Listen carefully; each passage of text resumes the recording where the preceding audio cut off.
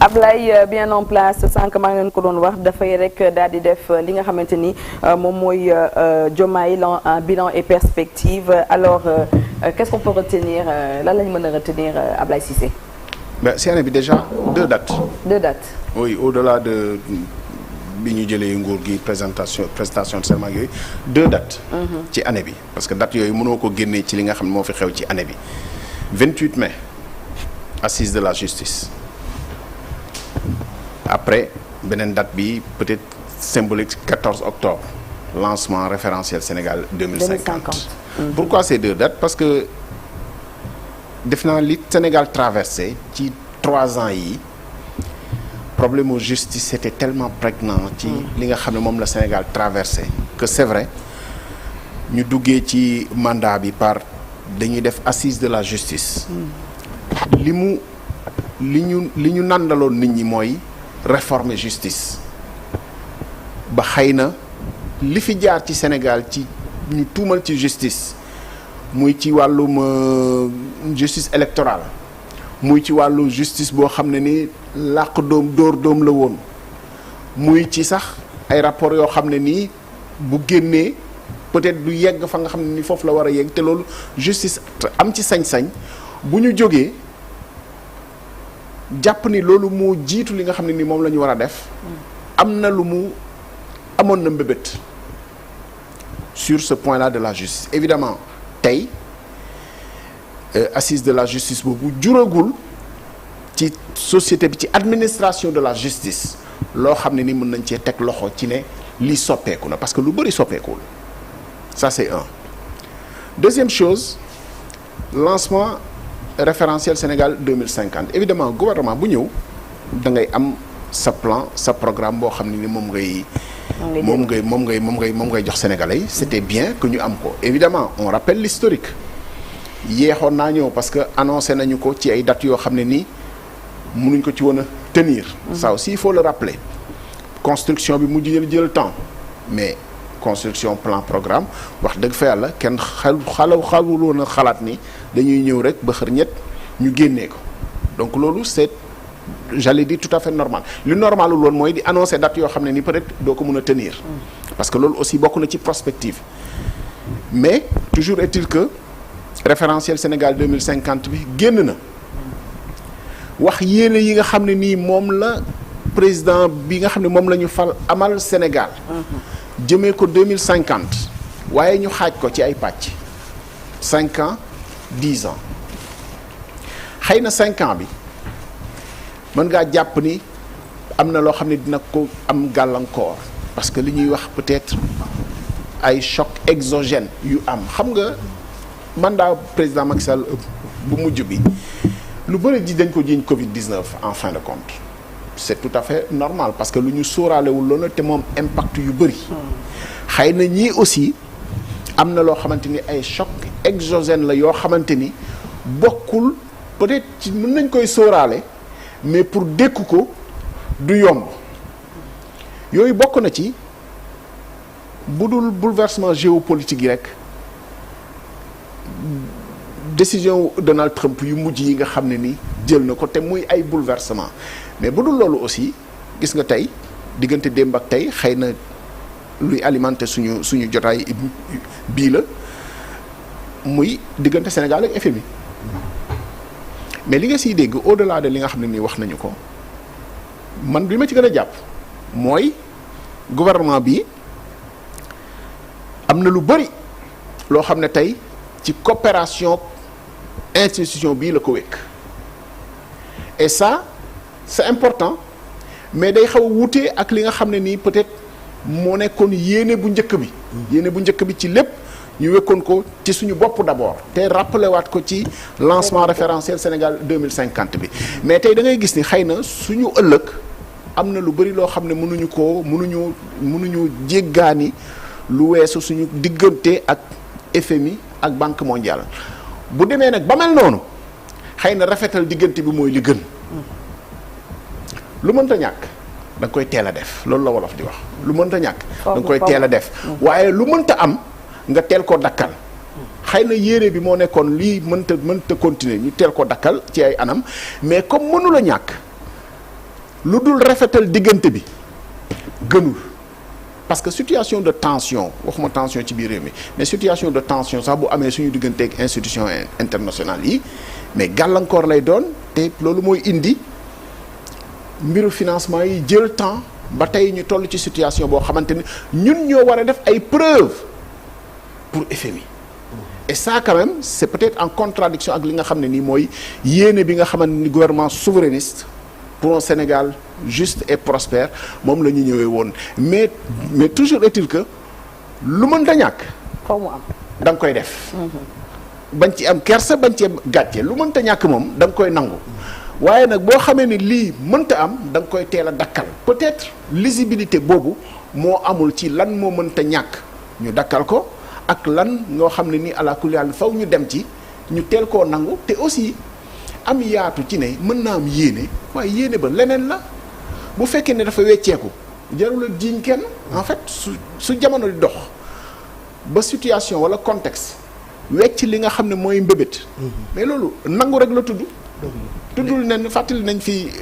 propos président Abdoulaye Wade ñu fàttali ko yu bëri mu ne mais maa ko waxoon non du waxeet bi sax parce que waxeet bi ñëw na après mais boobu sax ci contexte économique la woon mu ne mais maa ko waxoon mais mënuma ko parce que réalité bi nga xam moom laa confronté mënuma ko mais loolu moo gën a yomb loo gis moo gën a yomb wut koo ko jiiñ moo gën a yomb jiiñ ko jàmbur moo gën a yomb sax expliquer ko par des facteurs yoo xamante ni nii du yow rek finalement parce que am na facteurs yoo xam ne ñëpp la dal mais ni ñu koy appréhender bokkewul te foofu la réew yi mënante mais même Covid bi am na ñoo xam ne ñoom la gën a dal que ñun donc loolu aussi da nga ciy gàcce ngalamal ñi nga xam ne nii ñoom ñoo ko yor que bu yeneen i choc exogène ñëwee li xew Donald Trump décision yi muy jël évidemment pays yëpp lay impacté mais bu fekkee ne ñun gën nañ cee génn ñeneen gàcce ngalaama bu fekkee ne aussi gënuñ cee génn ñeneen ñu xoolaat suñu doxalin xam ni aussi si ñun la c'est tout. maa dañuy ñëw ci beneen point. voilà maanaam changer doxalin gën a baral yëf yi waaye aussi am li nga xam ne moom la ñuy wax esprit d'anticipation waaw maanaam fàggu lu ñëwagul. donc tey dafa mel ni vision bi ñu amoon moo doon ni ca njëlbeen bu waruñu basé wu ci ay FMI pour soqali suñu réew ci suñu bopp d'abord la ñu war a compter mais réalité bi ñëw na wane ni loolu xëy na mënagul a nekk waaye actuellement nii foog ñu baral jéego yi gën a anticiper ci lii ñëw. man anticipation boobu sax Malick mën naa ko tuddee prospective. prospective mooy waaxu lu ñëwagul. loolu peut-être on peut se demander il est où le bureau de prospective de Moubarak Lô bi nga xamante ni primature la basé mais bon c'est vrai que ça va faire un peu difficile Moubarak Lô bureau de prospective qui est aussi le frère du secrétaire général du gouvernement dans le même cadre mais xawma bureau de prospective boobu tey par exemple c'est important que ñoom prospective parce que prospective moo lay permettre nga anticiper c'est un très bon terme anticipation bi parce que man tombé naa ci benn document boo xamante ni tey je m'attendais à ce que muy ñun ñu produire un document bu mel noonu xool bouleversement géopolitique yi naka la ñu amalee impact. Ce document-là il est daté du 25 mars c'est tout récent et il est édité par BPI France Banque publique d'investissement mais ci ay réflexion la ci décision wu wala boog ni Donald Trump taxawee yan impact la am ci économie africaine yi Afrique subsaharienne surtout moi cette étude-là je m'attendais j'aurais aimé que mu jóge ci ñun c'est-à-dire ñun ñu xool naka la ñuy mais toujours est-il que ça ne concerne pas spécifiquement le Sénégal mais lu tax mu important da ngay comprendre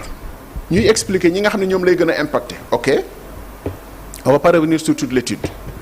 mais ñi nga xamante ni ils pourront plus tirer profit par exemple de ces décisions et des bouleversements c'est pas simplement les décisions USAID yooyu les bouleversements les pays yi nga xamante ni ñoo ci gën a mën a tirer profit ici des pays par exemple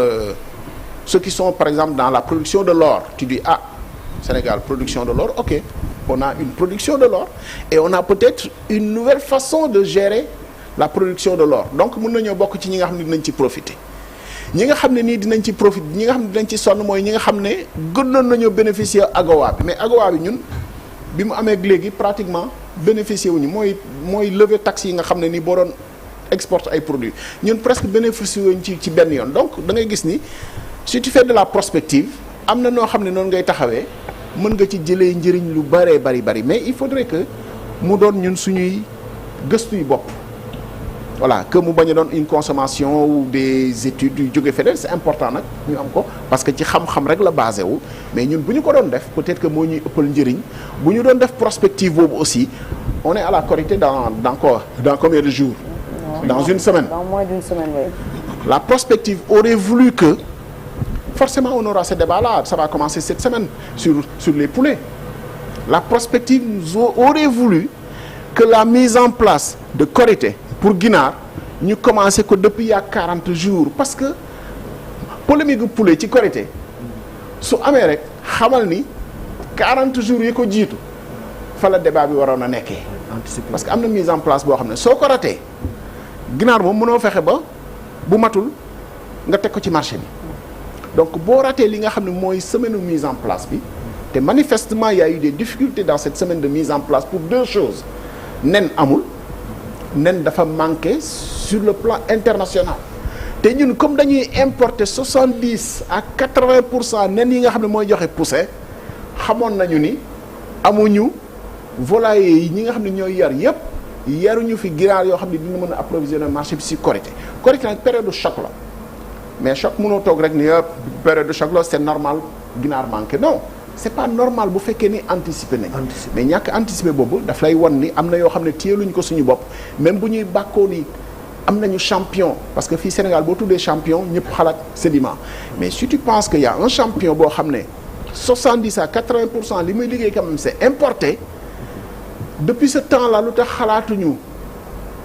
ñi nga xam ne ñooy defar nii defaree nañ ci àdduna bi ñu am ko pour am filière mais bu complète xëy na ñu ngi nax suñu bopp on se berce d'illusions en ce moment-là on n'a pas cette chaîne de valeur là et yooyu nag prospective moo la koy may mais mënuñu chaque année rek ñu toog ci polémique gu Korité par exemple c'est entre autres exemples bu jógee ci polémique gu Korité xëy na polémique gu soble ak pomme de terre mën na wàññeeku parce que on a commencé à voir les nu ñu koy waxatee non kii de conservation yi voilà am na benn chambre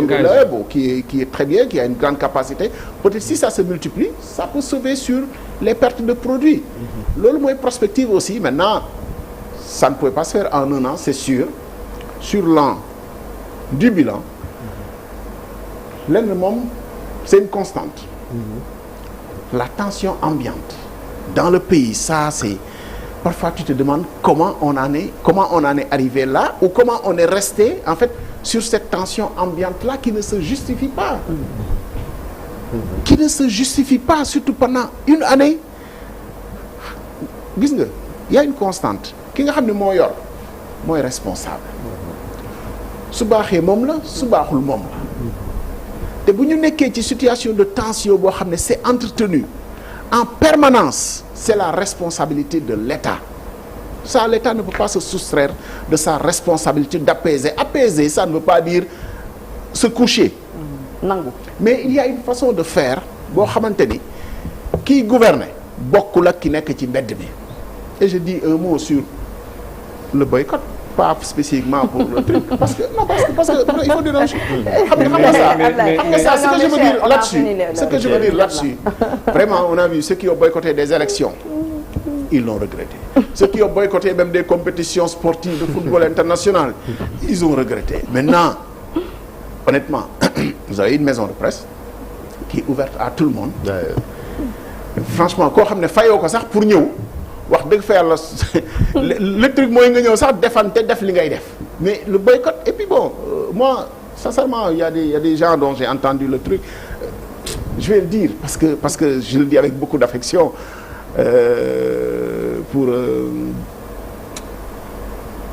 pourquoi son nom m'échappe John. John Alioune John je le connais personnellement donc c'est pas que son nom m'échappe parce que mais sur le coup ça m'a échappé Alioune John c'est quelqu'un que je connais d'idée voilà parce que yàgg naa ko xam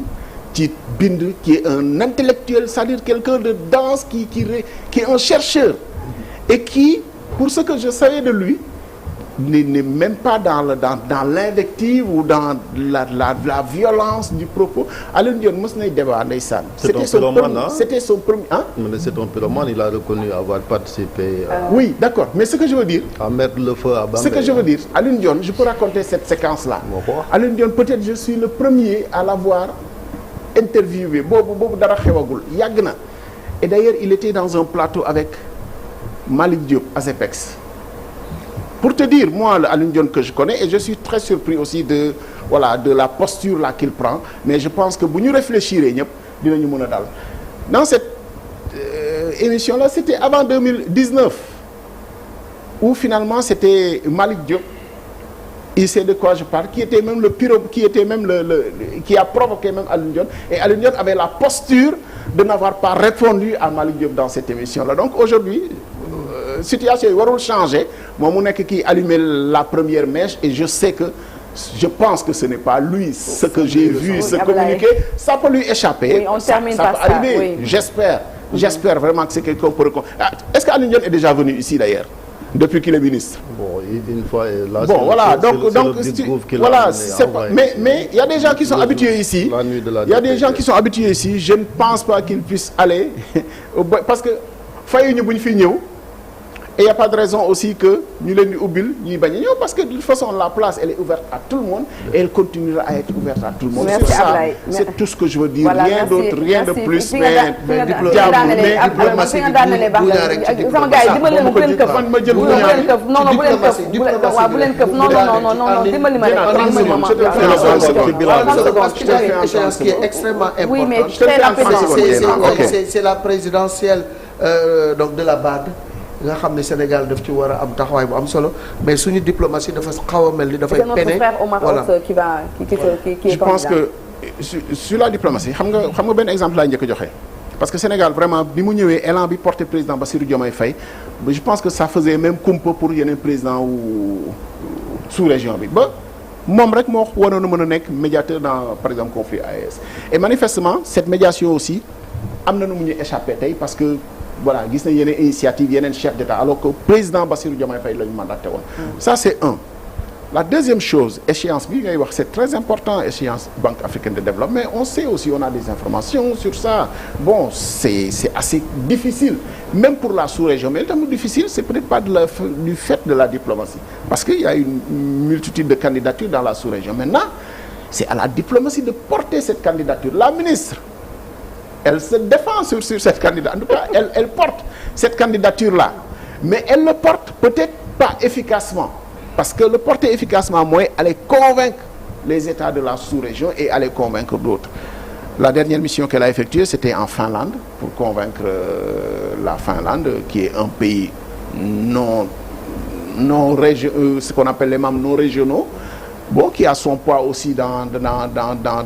l'administration de la BAD. Mais je pense quand même que Fille, et dernièrement, un des candidats, et on finit par là, un des concurrents à Amadou Hott, et au Sénégal. Ouais. Je dis, dans une compétition, nous avons un candidat, d'y permettre ça, bon, on ne va pas lui interdire, mais d'y être officiel de le recevoir, ça quand même, je pense que sur le plan de la diplomatie, avec l'homme dit donne, alors de sources très sûres d'ailleurs, très informées, il vient chercher le soutien du Sénégal au cas où Amadou Hott ne serait pas qualifié. Mais je lui dis, mon gars, nous on a notre candidat, on fait tout pour que notre candidat soit qualifié. Pour l'instant, c'est porte fermée. À la limite, toi, ton pays, vous pouvez nous soutenir et puis on verra plus tard. Merci beaucoup, Abdoulaye. Tu vois, c'est ça les petits trucs de la diplomatie. Mais en tout cas, diplomatie, c'est sûr, ça ne doit pas être diplomatie. Nous donne diplomatie khut-khut. Mais la chef, elle fait partie elle fait l'objet de critiques, je veux dire. La chef de la non, c'est que bon, les sorties, moom wax dëgg fa yàlla diplomatie. am na loo xam ne ni mooy nekk ci penc mi. lu ñuy xam ak lu ñu xamul. Mais ci li ñu xam wax dëgg fa yàlla on peut faire mieux ci les sorties du ministre des Affaires étrangères. Ça je pense que loolu kenn mënu la juger tey par les sorties bu demee mission bu jógee mission mais parfois tu es gêné quand même quand notre ministre des Affaires étrangères s'exprime devant à la sortie d'audience de toutes les chancelleries étrangères. ça quand même c'est une catastrophe. foofu la ñuy daanelee remercier la bu baax a baax Ablaye si jàngat bi ak yeneen question yi jur ci jàngat bi également dans quelques instants ñu recevoir Abdou Karim Gueye président bu mouvement Nitu Dëgg foofu la ñu jeexalee émission bi.